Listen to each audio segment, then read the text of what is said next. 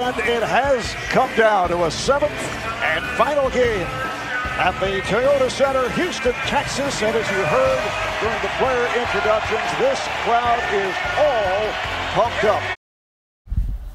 What's good, Bond Squad? Now, do I even need to tell you that Game 7 was rigged, or did you watch the game or not? Look, I'm gonna give you a little background on the lead referee for that game, Scott Foster.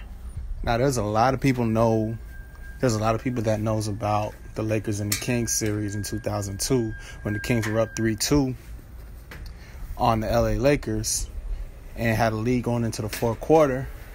And in that fourth quarter, they basically muddied up the game. The Lakers got 27 free throws in the fourth quarter. 27 free throws in the fourth quarter. And that's the Donaghy game, the Tim Donaghy game. I can't even pronounce his name properly. But alright, so that was a Tim Donaghy game.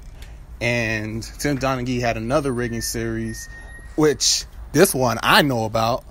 This one was the Houston Rockets and the Dallas Mavericks first round series in 2004. The Rockets went up 2-0 on the road going back to Dallas, and Mark Cuban made a call into the league complaining that y'all was setting moving screens. So the next two games, y'all May was getting officiated differently. Jeff Van Gundy made that comment to the media and got fined $100,000. Jeff Van Gundy was the head coach of the Rockets at the time. He got fined $100,000 for making those comments about the referees. So my thing about that is, why is that a fine? Why are referees untouchable? I mean, we acknowledge they make mistakes every single game, but when you call them out on it, you're always getting in trouble. It's always going to be a fine. You can't talk about them. You can't do nothing to them. They're like cops on the court, to be real. Now, the referee, it was Scott Foster. We had him for when I say we, I mean the Houston Rockets, had him for game 1 of the series. And that game was officiated poorly, but the Golden State Warriors did win that game. But Game 7 was kind of crazy. Game 7, I shouldn't say kind of crazy. Game 7 was a flat-out mugging. There's no way around it. There's no ifs, ands, or buts about it. And when people want to not give the refs any blame, like they don't have a major part of what goes on in the game. I mean, literally, they can stop a play whenever they want. They can stop a play whenever they want, whether it be a technical, a ghost foul, an inverted whistle. You've seen that a couple times this playoffs. Maybe giving a tech on a coach or something. They can stop the game whenever they want. So it's really not that hard to rig a game. And for me, it was plainly obvious to see. They had it going from the first quarter. Drives to the lanes not being called, over the backs not being called, illegal screens not being called.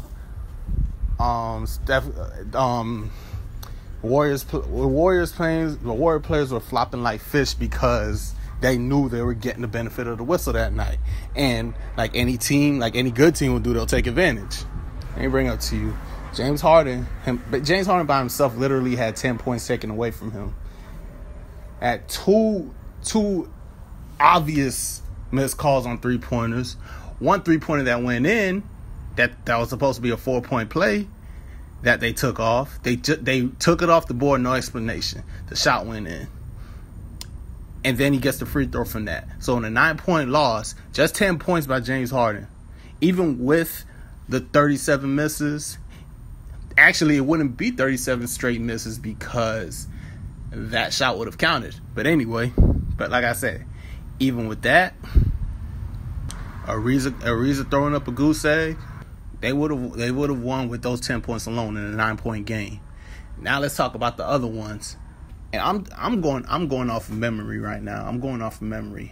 Clint Capella had a layup. They said he stepped out of bounds. Look at the replay, he did not step out of bounds. That's one. Then later on in the game, Klay Thompson gets a goaltend on the block. That's 2 points for Houston, and that's 2 points taken away from the Warriors. And remember, this is still with the bad shooting. Let's not forget that.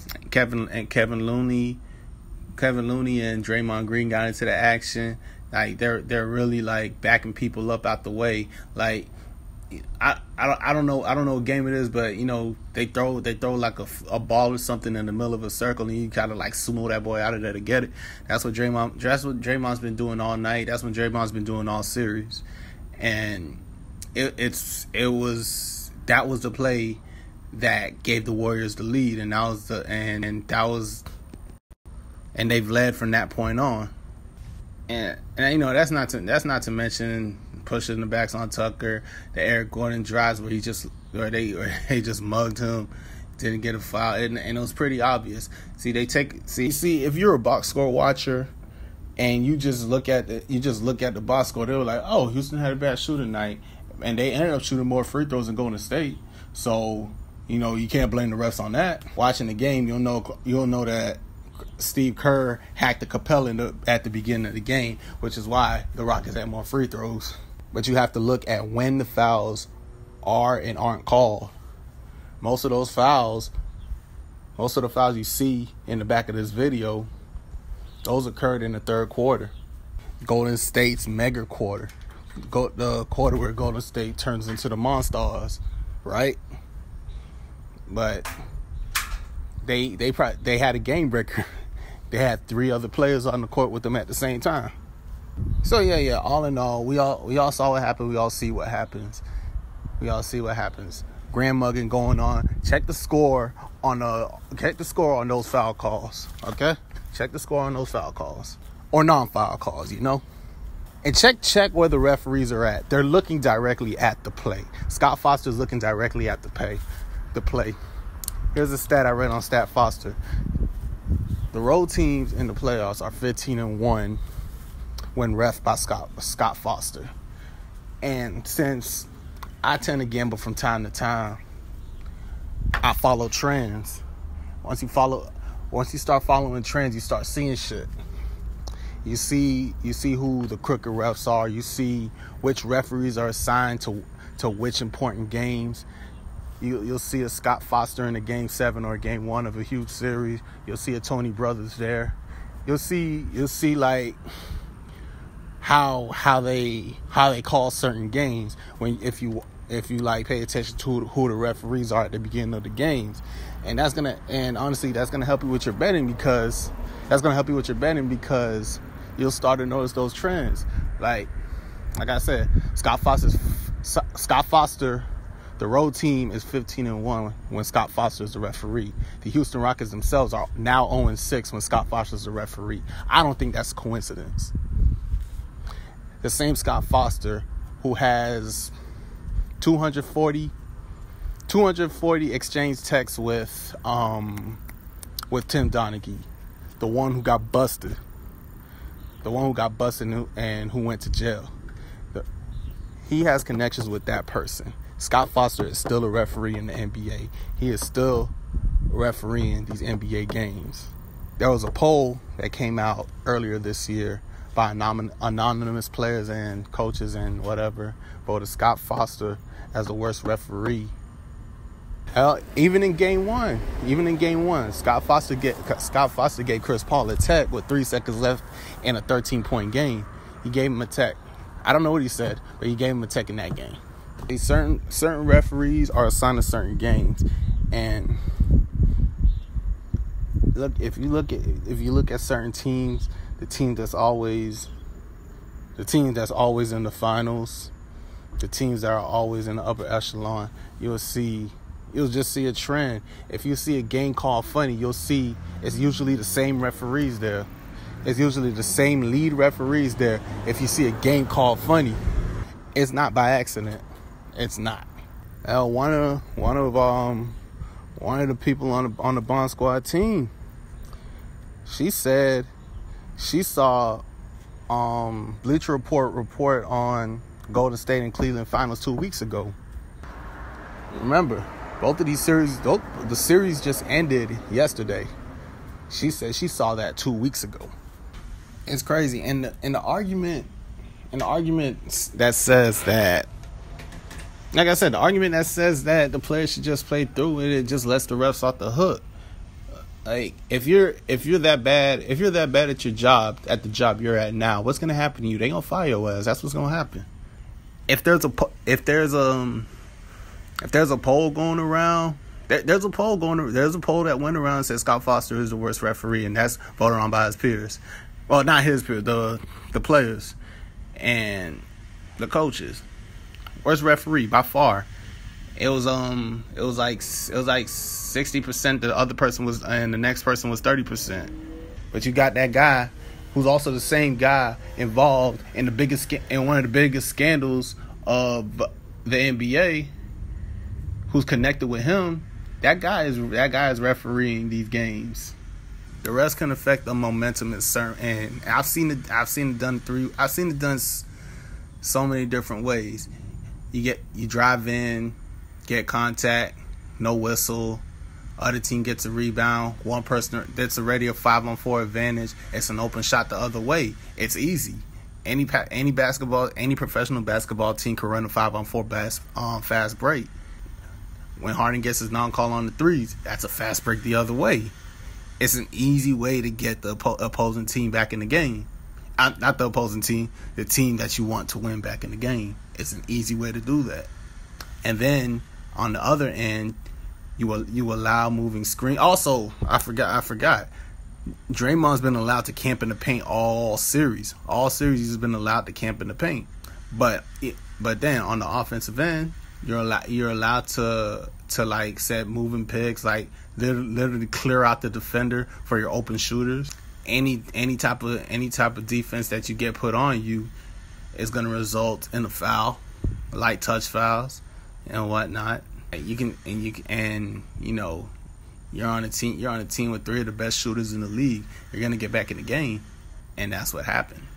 And Scott Foster and his crew were the lead in charge of that. That's how bad calls can affect the game. That's how it can spring momentum for the other team. That's how it can cause a run.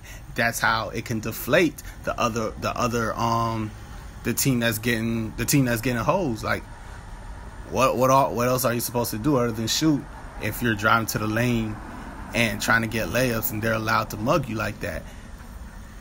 When you're getting guarded on the perimeter, they can guard you physical, but on the other end, anything's a little touch foul.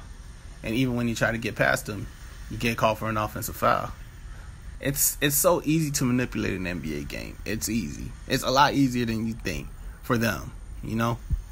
And just because they knocked off Tim Donaghy was the one who basically admitted it. He admitted the 2 series he robbed back then. And what did David Stern say? He's like, he's irrelevant. He doesn't matter. You can't trust him.